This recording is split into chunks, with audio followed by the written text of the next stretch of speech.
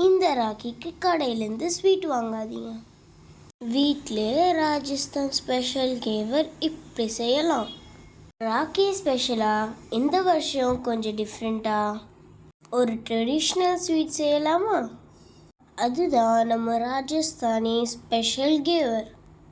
வெளியே பார்க்க ரொம்ப ஃபேன்சியாக இருந்தாலும் சரியான மெத்தட் தெரிஞ்சால் வீட்டிலே சூப்பராக செய்யலாம். Hello everybody, welcome to Afraz kitchen. இப்போ ரெசிபிக்குள்ளே போகலாமா?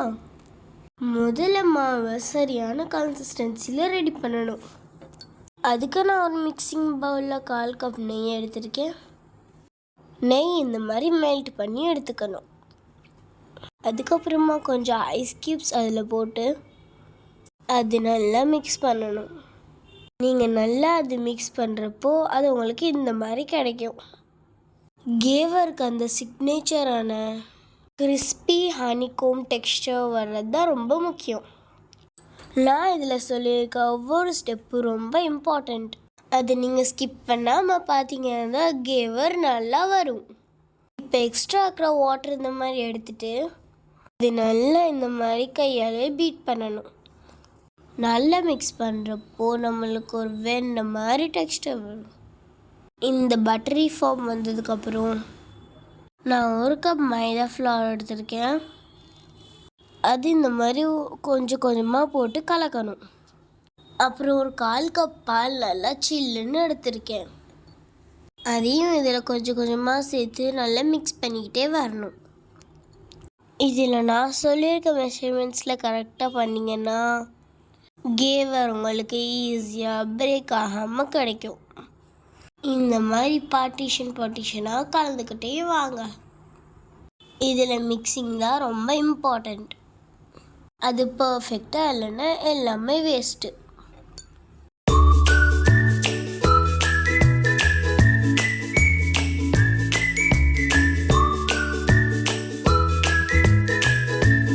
இப்போ 2 கப்ஸ் நல்லா கோல்டு வாட்டர் எடுத்திருக்கேன்.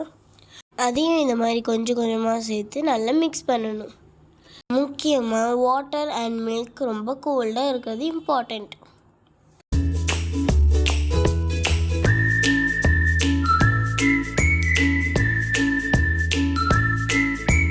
இப்போ 1 டேபிள் ஸ்பூன் கடலை மாவு எடுத்துருக்கிறேன். அதையும் இதில் சேர்க்குறேன்.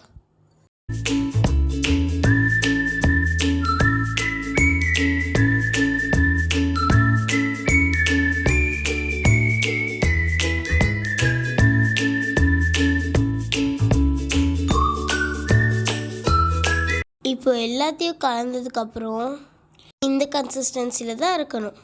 அதுக்கப்புறம் அதை பவுலில் ஃபில்ட்ரு பண்ணி எடுத்துக்கோங்க. ஃபில்டர் பண்ணதுக்கப்புறமா இன்னொரு பவுலில் இந்த ஐஸ் க்யூப்ஸ் எடுத்து இந்த மாதிரி வச்சுக்கோங்க. அப்புறம் என்கிட்ட கேவர் மோல்டு இல்லாததுனால நான் இந்த மாதிரி ஒரு கிண்ணத்தில் தான் பொரிக்க போகிறேன். எண்ணெய் சூடானதும் இந்த மாவை கொஞ்சம் கொஞ்சமாக எண்ணெயில் ஊற்றிக்கணும். முக்கியமாக எண்ணெய் ரொம்ப சூடாக இருக்கிறது ரொம்ப இம்பார்ட்டண்ட். அப்போ தான் கேவர் கரெக்டான பதத்தில் வரும். நான் இங்கே காமிக்கிற மாதிரியே நீங்களும் கொஞ்சம் கொஞ்சமாக தான் ஊற்றணும்.